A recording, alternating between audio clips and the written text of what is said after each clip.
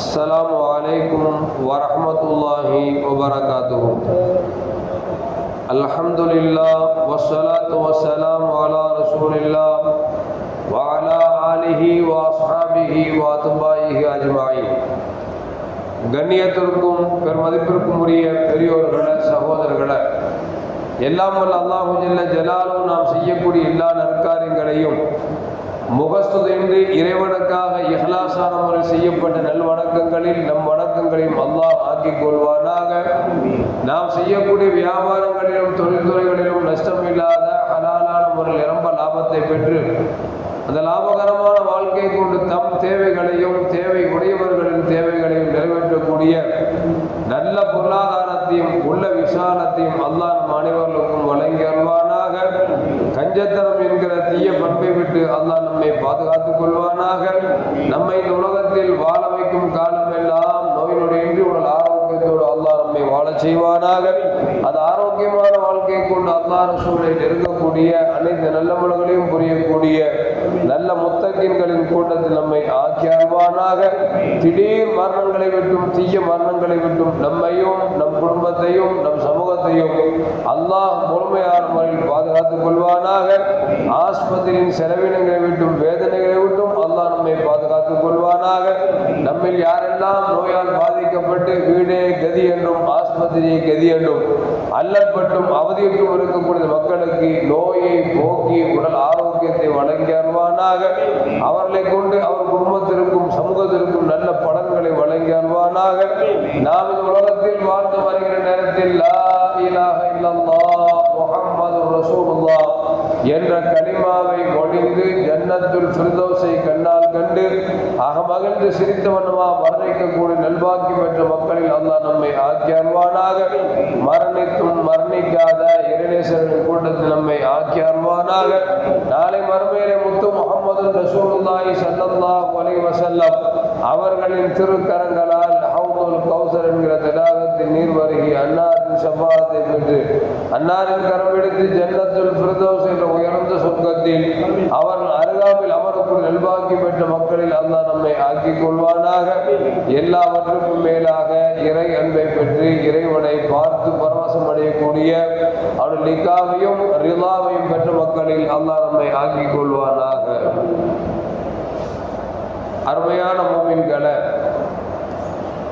வஹ்புனு முனப்பஹ் என்கிற மிகப்பெரிய அறிஞர் சொல்லுகிறார், நான் கிட்டத்தட்ட 71 கிதாபுகளை புக்குகளை படித்திருக்கிறேன்.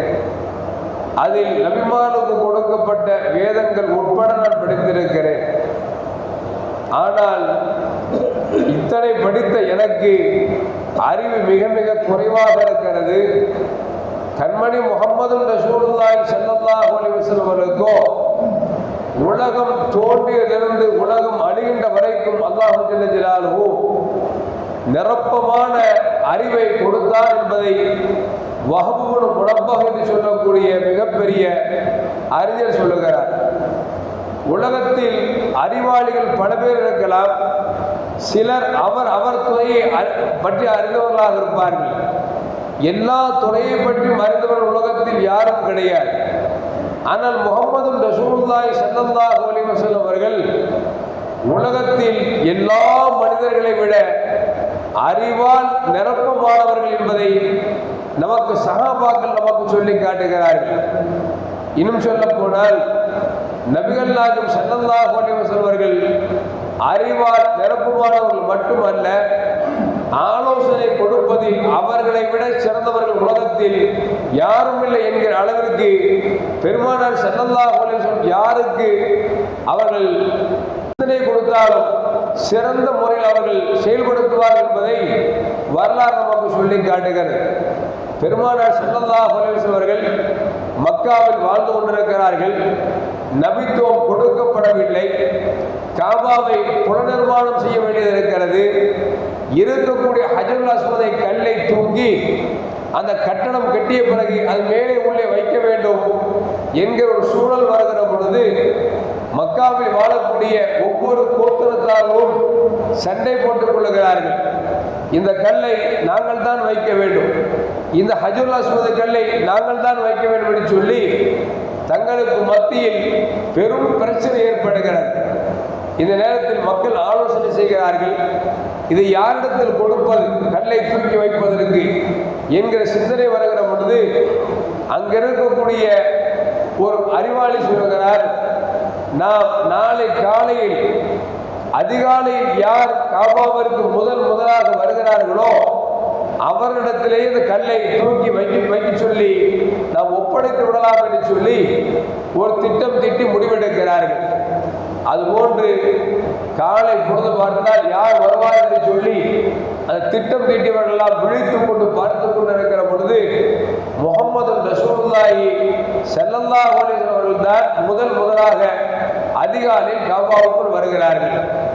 அப்பொழுது அந்த ஆலோசனை செய்தவர் சொன்னார்கள், முஹம்மது ஸல்லல்லாஹு அலைஹி வஸல்லம் வந்திருக்கிறார், அவர்தான் இதற்கு தகுதியானவர். ஏனென்று சொன்னால் அவர் உண்மையாளர், நம்பிக்கையாளர், அறிவாளி, எல்லாவற்றையும் ஒற்றுக்கொண்டிருந்த மக்கள் முகம்மது இடத்தில் ஒப்படைத்து விடலாம் என்று சொல்லி அதுபோன்று முஹம்மது ஸல்லல்லாஹு அலைஹி வஸல்லம் அழைத்து இந்த ஹஜ்ருல் அஸ்வத் கல்லை நீங்கள் தான் தூக்கி இந்த இடத்தில் வைக்க வேண்டும் என்கிற பொறுப்பை ஒப்படைத்த பொழுது நபிகள் நாயகம் ஸல்லல்லாஹு அலைஹி வஸல்லம் சரியான ஒரு சீரிய சிந்தனையோடு சொன்னார்கள், தங்கள் மேல் போட்டிருக்கக்கூடிய துண்டை கீழே விரித்து பெருமானார் ஸல்லல்லாஹு அலைஹி வஸல்லம் அந்த ஹஜ்ருல் அஸ்வத் என்கிற கல்லை தூக்கி அந்த துண்டின் மீது வைத்துவிட்டு யாரெல்லாம் இந்த கல்லை தூக்குவதற்கு சண்டையிட்டார்களோ பிரச்சனை பண்ணினார்களோ அத்தனை கோத்திரத்தினுடைய தலைவர்களும் அழைத்தார்கள். அழைத்து சொன்னார், வாருங்கள், இந்த ஹஜ்ருல் அஸ்வத் கல் வைக்கப்பட்டிருக்கிற இந்த துண்டை எல்லோரும் அவரவர் பிடியுங்கள் என்று சொன்னார்கள். எல்லோரும் பிடித்தார்கள். அந்த ஹஜ்ருல் அஸ்வதை தூக்குங்கள் என்று சொன்னார்கள். எல்லா மக்களும் சேர்ந்த ஹஜ்ருல் அஸ்வதை தூக்கி எந்த இடத்தில் வைக்க வேண்டுமோ அந்த இடம் வந்த பொழுது பெருமானார் ஸல்லல்லாஹு அலைஹி வஸல்லம் கீழே இறக்கி வைக்க சொன்னார்கள். எல்லா மக்களும் துண்டை பிடித்து கீழே இறக்கி வைக்கிறார்கள். பெருமானார் ஸல்லல்லாஹு அலைஹி வஸல்லம் அந்த ஹஜ்ருல் அஸ்வத் கல்லை எடுத்து எங்கே வைக்க வேண்டுமோ அங்கே வைத்தார்கள். என்ன ஆனது தெரியுமா? தங்களுக்கு மத்தியிலே நான் தான் இந்த கல்லை தூக்குவேன், இந்த கல்லை நான் தான் தூக்குவேன் என்று சொல்லி போட்டி போட்டுக் கொண்டு கொலைக்கு தயாரான மனிதர்களுக்கு மத்தியில் போரை ஏற்படுத்தக்கூடிய அளவிற்கு சூழ்நிலைக்கு தள்ளப்பட்ட அந்த மக்கள் எல்லாம் சாந்தமாக எல்லோரும் ஹஜ்ருல் அஸ்வத் கல் தூக்குவதற்கு வாய்ப்பு கிடைத்ததே என்று சொல்லி மன மகிழ்வோடு எந்த விதமான பிரச்சனையும் இன்றி கல்லை தூக்கி வைத்தார் என்பது வரலாறு நமக்கு சொல்லி காட்டுகிறார். அருமையான மக்களை எதற்கு சொல்லுவார் என்று சொன்னால், அறிவால் நிரப்புமானவர்கள் மட்டுமல்ல, எந்த நேரத்தில் எந்த காரியத்தை செய்தால் எந்த பிரச்சனை எப்படி நீக்க முடியும் என்கிற சீரிய சிந்தனை கொண்டவர்கள் தான் பெருமானார் ஸல்லல்லாஹு அலைஹி வஸல்லம் என்பதை வரலாறு நமக்கு சொல்லி காட்டுகிறது. அருமையான மக்களே, பொதுவாகவே நபிமார்களை பொறுத்த வரைக்கும் அந்தந்த சமூகத்திற்கு அனுப்பப்பட்ட நபிமார்கள் அந்த சமூகத்தில் இருப்பவர்களை விட அறிவால் நெருக்கமானவர்களைத்தான் அல்லாஹ் அனுப்பி வைத்தான் என்பது வரலாறு நமக்கு சொல்லி காட்டுகிறது. நாம் எல்லாம் அதிசயமாக கேள்விப்பட்டிருப்போம். மூசா அலைஹிஸ்ஸலாம் மக்களுக்கு மத்தியிலே பிரசங்கம் செய்தார்கள். அப்பொழுது மக்கள் கேட்டார்கள், மூசாவே, இந்த உலகத்தில் இறைவனை பற்றி சொல்லி தந்தீர்கள், நீங்கள் இறை தூதர் என்று சொல்கிறீர்கள், அறிவால் நிரப்பமானவர்களாக இருக்கிறீர்களே, அப்படி என்று சொன்னால் உலகத்திலேயே யார் அறிவாளி என்று கேட்ட பொழுது மூசா அலைஹிஸ்ஸலாம் அறிவை குறைந்த அறிவை வழங்கிய அல்லாஹ் என்று சொல்லியிருக்க வேண்டும். மூசா அலைஹிஸ்ஸலாம் நினைக்கிறாங்க, மக்களை கவனித்து நாம் தானே அறிவாளி என்று நினைத்துக் கொண்டு நான் தான் அறிவாளி என்று சொன்னார்கள். அல்லாஹ் பார்த்தால், மூசாவே, அறிவை கொடுத்த என்னை அல்லவா நீ அறிவாளி என்று ஒத்திருக்க வேண்டும், மக்களிடத்தில் சொல்லியிருக்க வேண்டும். மக்களை கவனித்து நீ அறிவாளியாக இருந்தனால் நான் அறிவாளி என்று சொல்லிவிட்டாயே, உன்னை விட அறிவாளி உலகத்தில் இருக்கிறார் என்பதை காமிப்பதற்காக மூசா அலைஹிஸ்ஸலாம் அல்லாஹ் சொன்னான், மூசாவே, உன்னை விட அறிவாளி உலகத்தில் இருக்கிறார், வேண்டுமென்றால் கடல் ஓரத்தில் செல்லுங்கள், ஒரு மீனை எடுத்துக் கொள்ளுங்கள் என்று சொல்ல மீனை மூசா அலைஹிஸ்ஸலாம் எடுத்துக்கொண்டு தன் சகோதரர் ஹாரூன் அலைஹிஸ்ஸலாம் அவரோடு கடல் கரையோரம் பயணித்தார்கள். இறைவன் சொன்னார், உன் கையில் வைத்திருக்கிற மீன் எங்கே தப்பித்து செல்கிறதோ அந்த இடத்தில் உன்னை விட அறிவாளி இருப்பார் என்று சொல்லி இறைவன் படிக்க மூசா அலைஹிஸ்ஸலாம் மீனை எடுத்தார்கள். உயிரோடு அல்ல, பொறித்து எடுத்துக்கொண்டு செல்கிறார்கள். போய்கொண்டே இருக்கிறார்கள். பல நாள் நடைப்பயணம், பசி ஏற்படுகிறது. ஒரு நாள் அமர்ந்து சாப்பிடலாம் என்று யோசிக்கிற பொழுது சரி மீனை எடுக்கலாம் என்று எடுத்து பார்த்தால் கூடையில் பொறித்த மீன் காணாமல் போய்விட்டது. ஏற்கனவே ஒரு நாள் ஒரு இடத்தில் தங்கினோமே, அந்த இடத்தில் மீன் தவறி போயிருக்குமோ என்று நினைத்துக் கொண்டு மீண்டும் அந்த மீனை தேடி கடலோரமாக வந்து கொண்டிருக்கிறார்கள். ஆச்சரியம் என்ன தெரியுமா? கடலில் எந்த பொருளை போட்டாலும் அந்த பொருள் போடுகிற பொழுது ஹோல்ஸ் ஓட்டை போன்று தெரியும். அது உள்ளே சென்று விட்டால் தண்ணீர் மூடிக்கொள்ளும். ஆனால் மீன் தப்பித்த இடத்தில் மீன் போன அந்த ஹோல் அப்படியே இருக்கிறது. மூசா அலைஹிஸ்ஸலாம் விளங்கிக் கொண்டார்கள், இங்குதான் மீன் தப்பியிருக்கிறது, இங்குதானே தன்னை விட அறிவாளி ஒருவர் இருப்பார் என்று இறைவன் சொல்லியிருக்கிறார் என்று சொல்லி கடலை பார்த்தால் கடலுக்கு அரசர் ஹிதர் அலைஹிஸ்ஸலாம் என்று கொண்டிருக்கிறார்கள். அவங்கள்ட்ட பக்கத்தில் போய் அஸ்ஸலாமு அலைக்கும் பாபா, நான் உங்களோட வரலான்னு இருக்கிறேன், ஏன்பா திடீர்னு ஒரு கெட்ட முடிவு எடுத்துட்டேன், என் கூடயே வர போறேன்? ஆமா, அல்லாஹ் சொல்லி உங்களோட வர சொன்னா, உலகத்தில் என்னை விட அறிவாளி வாழ் இருக்காருன்னு சொல்லி உங்களை காமிச்சா உங்களோட பயணிக்கலான்னு இருக்கிற பொழுது அப்போது கீழே ஹிதர் சொன்னாங்க, லாங்கிப்படாது, என் கூட நீ வர தகுதி வரமாட்டேன், போயிடும் அப்படின்னாங்க. இல்லை இல்லை, என்ன நடந்தாலும் பரவாயில்லை, உங்களோடு வந்து நான் அறிவு பெற வேண்டும் என்று சொல்லி ஒரு கப்பலை ஹிதர் அலைஹிஸ்ஸலாம் வாடகைக்கு பிடித்து அதில் ஏறி கடலில் போய்கொண்டிருக்கிறார்கள். கடலில் கப்பல் நடுவில் போய்கொண்டிருக்கிற பொழுது இடையில் கப்பலை ஓட்டை போடுகிறார் ஹிதர் அலைஹிஸ்ஸலாம். மூசா அலைஹிஸ்ஸலாம் கோபம் வந்துருச்சு. அல்லாஹ் நம்மளோட அறிவாளிகளை சொன்னா, இந்த ஆள் பார்த்தா முட்டாள் பண்ற வேலையில பார்க்கிறாரு, கடல்ல போயிட்டு இருக்கிற கப்பல்ல போய் ஓட்ட போடுறாரு, தண்ணி உள்ள போச்சுன்னா மனுஷன் அவரும் சாவாரு, நம்மளும் சாவணும் அப்படின்னு சொல்லிட்டு அறிவு இருக்காயா அவனுக்கு அப்படின்னு சொல்லி ஹிதர் அலைஹிஸ்ஸலாத்தை பார்த்து மூசா கோவப்பட்டார். எப்பா, நான் தான் முதல்ல சொன்னேன், எவ்வளோ வர தகுதி இல்லை, போயிருந்து சொன்னேன்ல, தயவு செய்து போயிருக்கு. ஐயோ அல்லாஹ்வுக்கா மன்னிச்சுக்குங்க, நான் இனிமே அப்படிலாம் கேட்க மாட்டேன், வாங்க போகலாம் அப்படின்னு சொல்லி கடல்ல போய் ஒரு ஊருக்கு போறாங்க. அந்தாக்கியா என்கிற ஊர் வருகிறது. இறங்குகிறார்கள், போய்கொண்டே இருக்கிறார்கள். சிறு சிறு குழந்தைகள் விளையாண்டு கொண்டிருக்கிறார்கள். ஒரு குழந்தையை பிடிச்சார் ஹிதர் அலைஹிஸ்ஸலாம், கழுத்தை கோழி கழுத்தை திருக்கிற மாதிரி திருக்கி சாவடிச்சு கீழே போட்டு போயிட்டார். மூசா அலைஹிஸ்ஸலாம் கொஞ்சம் கோவம் வந்துருச்சு. என்னங்க, கடல்ல கப்பல்ல ஓட்ட போட்டீங்க, ஒரு பையனை கொண்டுட்டீங்கள அப்படின்னு. எப்பா, நான் தான் சொன்னேன்ல, என் கூட பயணம் செய்யறதுக்கு உனக்கு தகுதி இல்லைன்னு சொல்லி போயிரு. இல்லை இல்லை, தெரியாம கேட்டுட்டேன், இன்னும் ஒரு சான்ஸ் கொடுங்க அப்படின்னு. சரி சொல்லி ஊருக்குள்ள போறார்.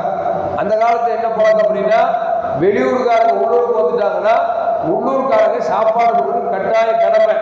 வந்தவங்களை வாங்கன்னு கூப்பிட்டு சோறு கொடுக்கணும், இது அப்போ உள்ள மக்களுக்கு கடமை.